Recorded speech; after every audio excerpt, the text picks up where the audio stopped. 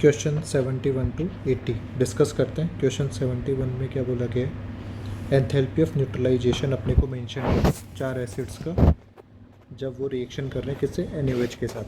तो हमारे पास for example HA reaction कर रहा है NaOH के साथ, तो एसिड बेस रिएक्शन हो रही है और सॉल्ट बन रहा है Na प्लस H2। तो इस रिएक्शन में जो एंथैल्पी रिलीज होगी that is delta H neutralisation. ये हमारे पास -13 किलो कैलोरी पर मोल दिया हुआ है, ठीक है। तो जितना डेल्टा H न्यूट्रलाइजेशन होगा, जितना magnitude of delta H neutralisation increase होगा, उतना ही एसिडिक स्ट्रेंथ Ka4HA हमारे पास इंक्रीज़ होगा, ठीक है। बट अपने को यहाँ पर डिग्री ऑफ हाइड्रोलिसिस के बारे में कमेंट करने के लिए बोला गया। तो Na प्लस A- में किसका हाइड्रोलिसिस होगा, A- का। Na प्लस का तो हाइड्रोलिसिस होगा नहीं, क्योंकि NaOH एक स्ट्रॉन्ग बेस होता है, ये वापस फर्दर इसमें कन्वर्ट हो जाएगा, ठीक। तो A- का हाइड्रोलिसिस यदि अपन करते हैं तो डिग्री ऑफ हाइड्रोलिसिस यानी A- AH में ईजिली कन्वर्ट हो तो हमारे पास H क्या होगा, इंक्रीज़ होगा। अब AH इंक्रीज़ तब होगा जब HA फर्दर या बैकवर्ड डायरेक्शन में फर्दर डिसोशिएट ना हो, यानी Ka4HA क्या होना चाहिए, कम होना चाहिए। तो simply degree of hydrolysis H और डेल्टा H न्यूट्रलाइजेशन के बीच में कैसा रिलेशन आ गया, इन्वर्स वाला रिलेशन आ गया। तो जितना ज़्यादा डिग्री ऑफ हाइड्रोलिसिस अपने को चाहिए उतना ही कम डेल्टा H न्यूट्रलाइजेशन देखना पड़ेगा, जो कि HD एसिड के लिए, तो उसके कोरस्पॉन्डिंग जो सॉल्ट बनेगा वो NaD बनेगा। तो option D is the correct answer. Next है 72। अपने को H प्लस की कंसनट्रेशन निकालनी, इक्विवेलेंट पॉइंट पे एक एसिड बेस रिएक्शन हो रही है। तो एसिड HA NaOH के साथ रिएक्शन करके Na सॉल्ट बना रहा है। अब हमारे पास ये 0.1 मोलर 25 ml दिया हुआ है और NaOH जो है वो 0.05 मोलर दिया हुआ है। तो अपन मान लेते हैं इसका V मिलीलीटर है। एट एंड पॉइंट दोनों के इक्विवेलेंट क्या होने वाले हैं, सेम होने वाले। Equivalent of HA is equal to equivalent of NaOH। तो 0.1 into 25 into 1, 0.05 into volume into 1। Volume हमारे पास आ गया 50 ml। कि एंड पॉइंट पे जो NaOH का वॉल्यूम यूज़ होगा दैट इज़ 50 ml। तो अपने पास Na, क्योंकि एंड पॉइंट पे दोनों के दोनों क्या हो जाएंगे, जीरो हो जाएंगे। तो कंज्यूम हो रहा है, तो किसी भी तरह से यदि अपने को कंसनट्रेशन ऑफ Na निकालना हो या कंसनट्रेशन ऑफ एनाइन जो कि हाइड्रोलिसिस में जाएगा वो निकालनी है, तो मोल्स ऑफ Na हमारे पास क्या हो जाएंगे, HA से ले लें 25 डिवाइडेड बाई टोटल वॉल्यूम हमारे पास में होगा 25 प्लस 50। तो ये वैल्यू सॉल्व करने पर आएगी 0.033, ठीक है। अब A- का हाइड्रोलिसिस करते हैं। एंड पॉइंट पे केवल सॉल्ट दिया हुआ है और वाटर दिया हुआ है, तो हाइड्रोलिसिस होगा HA प्लस OH-। तो कंसनट्रेशन ऑफ OH- होगा root KH into c.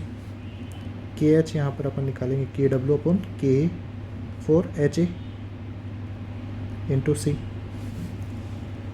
KW 10 to the power -14 है, Ka 10 टू द पावर -5 दिया हुआ है। C concentration of anion 0.0333। तो ये सॉल्व करने पर आ रहा है 0.577 into 10 to the power -5। But ये कंसनट्रेशन ऑफ OH- है। आपने को पूछा क्या गया है, H प्लस। तो कंसनट्रेशन ऑफ H प्लस और OH- का मल्टीप्लिकेशन जो होता है वो KW 10 टू द पावर -14 के बराबर होता है। तो H प्लस हमारे पास हो जाएगा 10 टू द पावर -14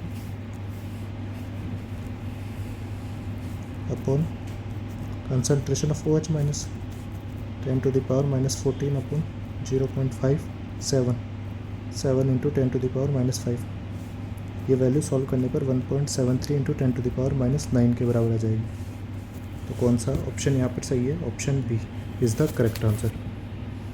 नेक्स्ट है 73।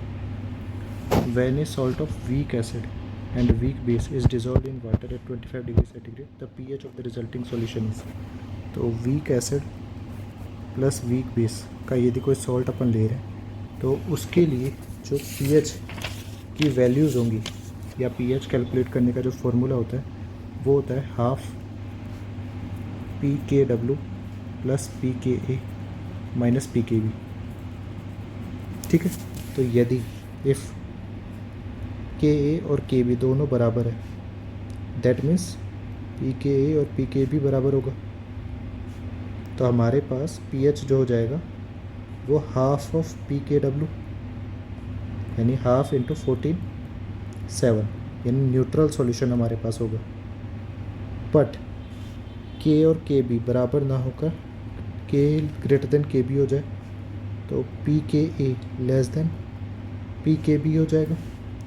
तो इसके रिजल्टेंट में जो पी एच होगा वो हमारे पास में क्या आएगा, पी के वैल्यू कम है पी के बी से, तो ये ओवरऑल वैल्यू -7 में से कुछ नेगेटिव होगा यानी लेस देन 7 आएगी, यानी फाइनल नेचर जो हो जाएगा वो एसिडिक हो जाएगा। ऐसे ही के ए लेस देन के बी दिया हुआ है डेटा में, तो पी के ए ग्रेटर देन पी के बी होगा, तो फाइनल पी एच जो आएगा वो ग्रेटर देन 7 आएगा। तो यहाँ पर अपन ऑब्जर्व कर रहे हैं के और के बी की वैल्यूज़ अलग अलग रखने पर फाइनल सॉल्यूशन का जो नेचर है वो अपने पास डिफरेंट आ रहा है। तो ये किस पे डिपेंड कर रहा है, के और के बी की वैल्यूज़ पर डिपेंड कर रहा है pH value.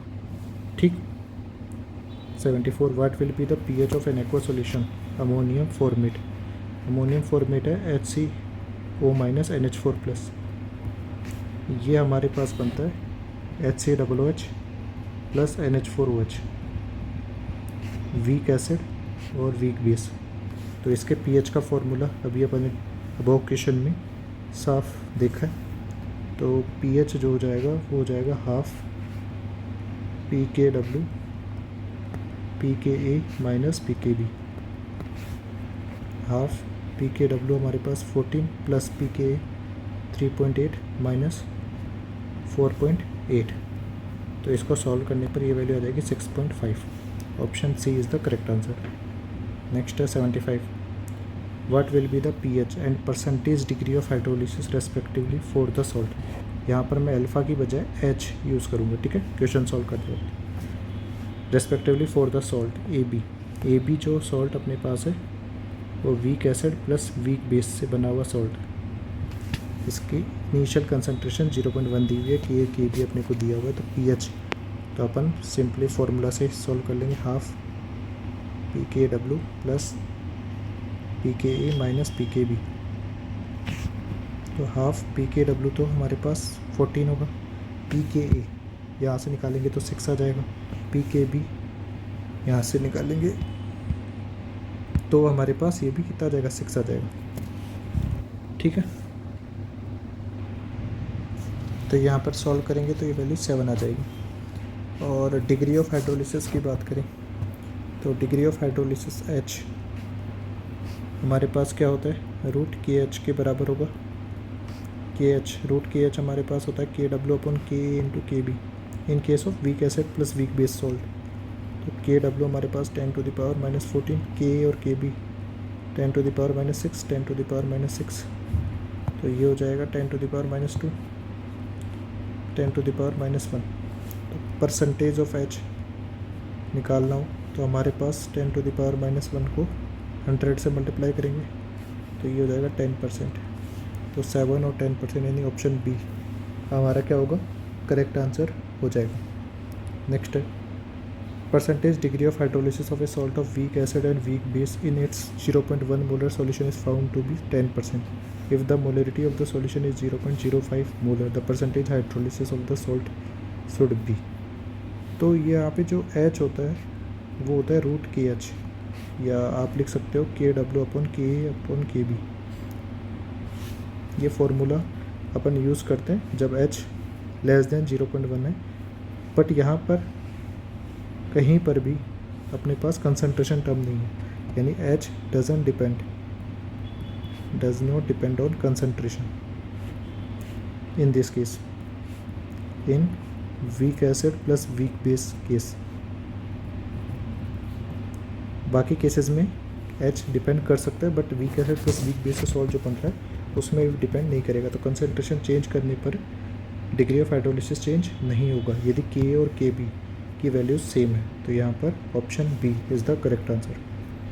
77 what is the hydronium ion concentration of a 0.02 molar solution of Cu2 plus solution of copper 2 perchloric acidity constant. Acidity constant का मतलब सिंपल सा यहाँ पर हाइड्रोलिसिस कांस्टेंट,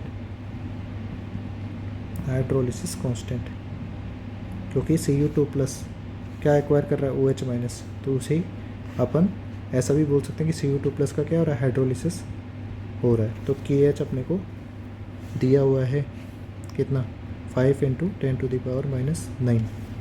अब अपने को हाइड्रोनियम आयन कंसंट्रेशन निकालने की ज़रूरत है।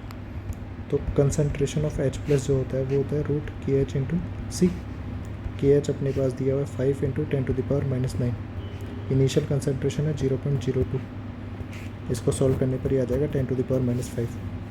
H प्लस की कंसंट्रेशन आ जाएगी 10⁻⁵।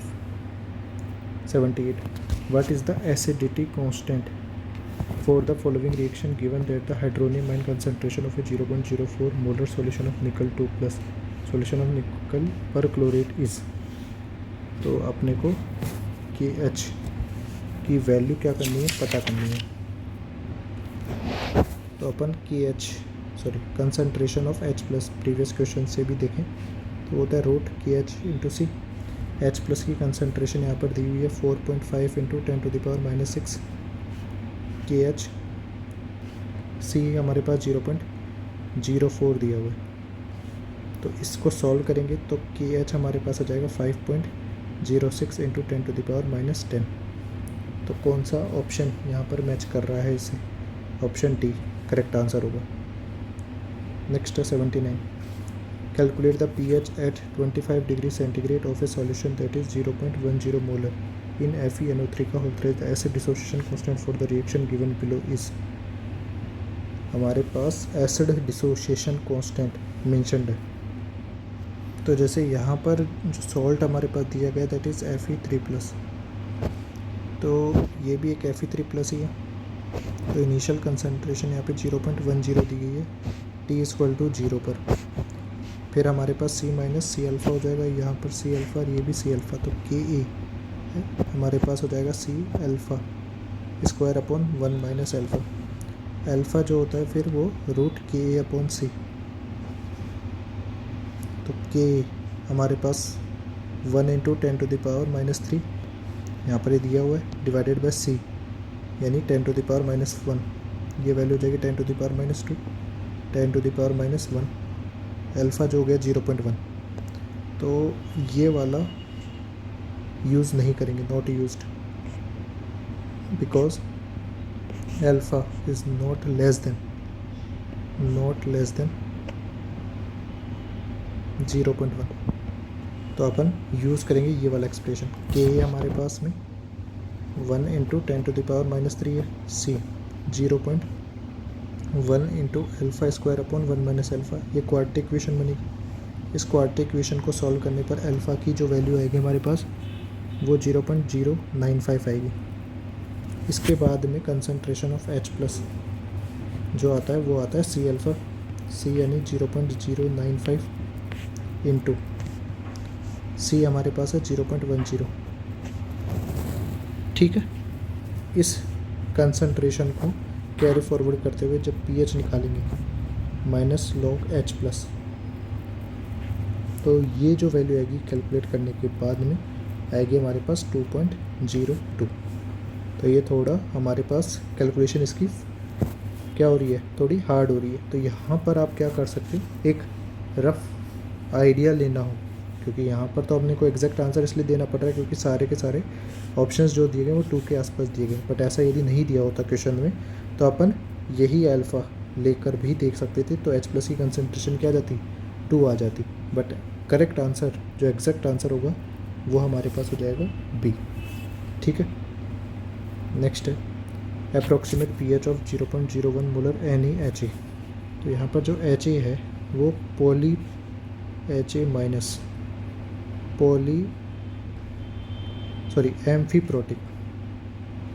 एम्फीप्रोटिक एनायन है।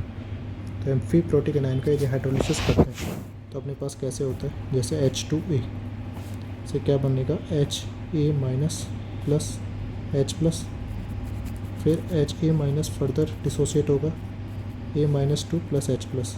यहाँ पर क्या आएगा KA1, यहाँ पर आएगा KA2, तो यहाँ पर HA माइनस वापस H प्लस ले सकते हैं, यहाँ पे H प्लस डोनेट कर रहे हैं। तो ओवरऑल पीएच में अपन क्या करते हैं, जो भी एम्फीप्रोटिक एनायन है उसमें H प्लस ऐड करेंगे तो वो Ka वैल्यू लेंगे, और एक बार H प्लस रिमूव करेंगे वो Ka वैल्यू लेंगे। उन दोनों का एवरेज हमारे पास क्या होता है, पीएच के बराबर होता है। तो हमारा कौन सा फॉर्मूला यहाँ पर करेक्ट हो जाएगा, ऑप्शन सी करेक्ट आंसर होगा।